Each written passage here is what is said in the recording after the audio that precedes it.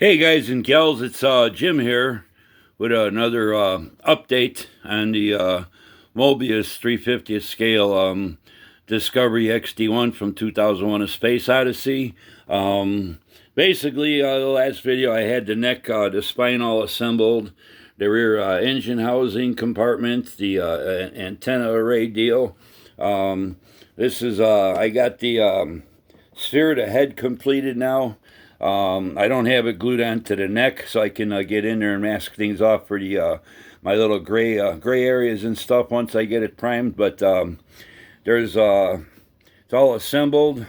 I got the light in there and stuff. It's kind of washing out on the video, but it's a lot dimmer, kind of where I want it in person and stuff like that. So that turned out real nice. This sphere, the top and bottom half, you're really going to have to clamp the edges of the seams where it attaches to the round piece in the back. It's actually like three pieces: the back area, and then the upper and lower half. And right underneath that that inset area is where the seam is at. The two halves connect. You're going to have to really clamp those good, because the top and the bottom, they don't want to meet up and line up, you know, edge to edge. So you're going to really need to tighten down on that.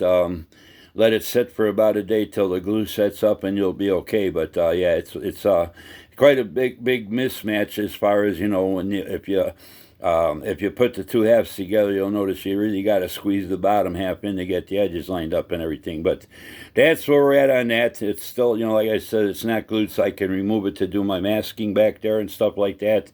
But other than that, I got my my hole drilled. I'll be doing brass rods for the supports on this. I won't be using the little short stubby kit supplied steel rods and all that. And also I'll be making my own wood base and all that.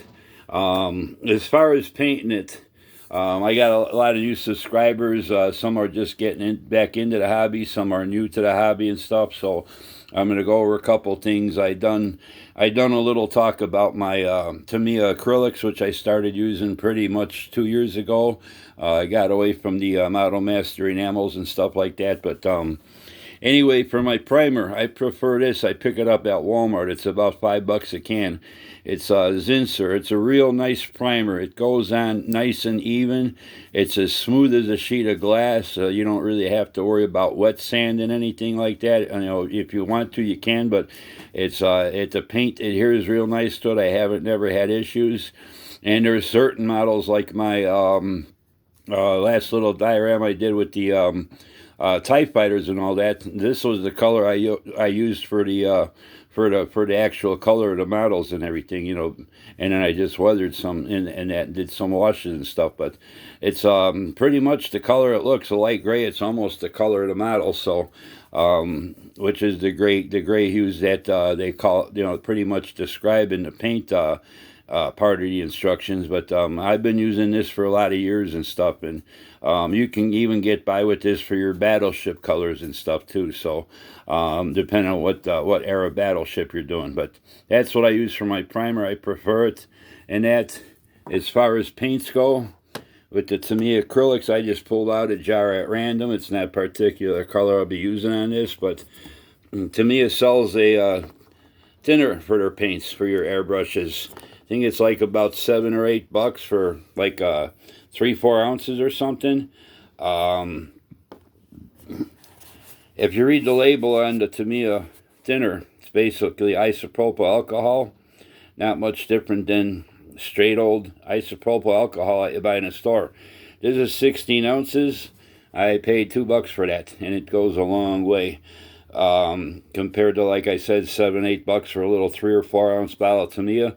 I read the labels, compared them with somebody else on YouTube and stuff, and when they read me the ingredients, you know, it's basically the same thing as the Tamiya. They're just charging you for the Tamiya brand name and everything. This does come, it's basically isopropyl alcohol and distilled water that makes this up. I chose the 91% grade. It worked fine. I pretty much just did my paints out to where they were the consistency somewhere between watery and milk. little bit heavier than water. It worked fine. I did my whole Klingon Katinga. That's the first model I used acrylics all out on, and the different shades, you know, that the greens that I mixed and everything. I used this and everything. I didn't have no problem with my airbrush clogging. Didn't have no problem with splatter or nothing if you got your settings on your compressor right and all that. But this also comes like 60%, I think, and then again I think there's like a 30 or 40%. Pretty much the lower the percent, the more water it's going to be. So I went with the 91% because basically, and even if you read your Tamiya paints, they're isopropyl alcohol in the paint and stuff too. So that's what I've been using the last couple of years, ever since I've been using acrylics. I haven't had any issues. I haven't had any issue with paint not sticking and not adhering properly and stuff.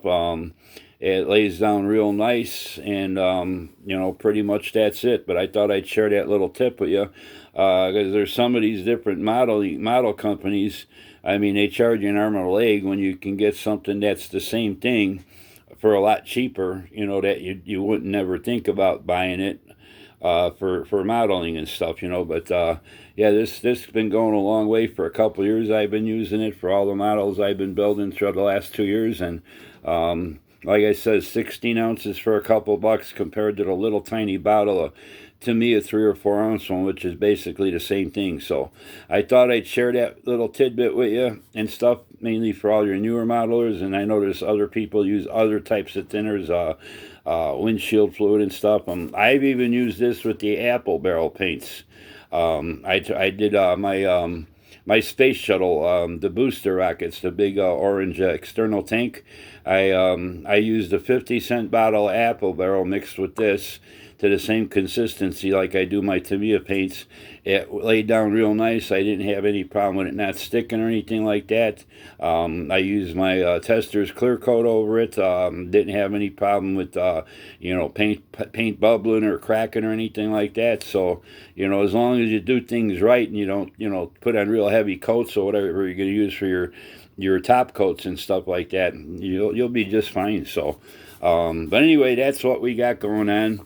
I may start painting it this week or not. With the holidays coming up, I got some other things to tend to, so this might sit. Maybe I'll get it primed or something. I do need to take a trip in. It's probably about an hour and a half to my nearest hobby shop that carries to me and stuff like that.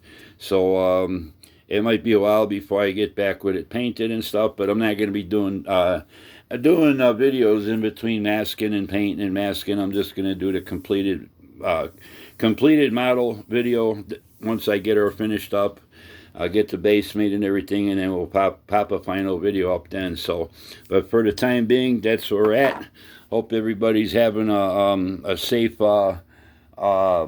safe fall season with the COVID getting the way it is in our country. You know, practice your guidelines. Stay safe out there, you and your family.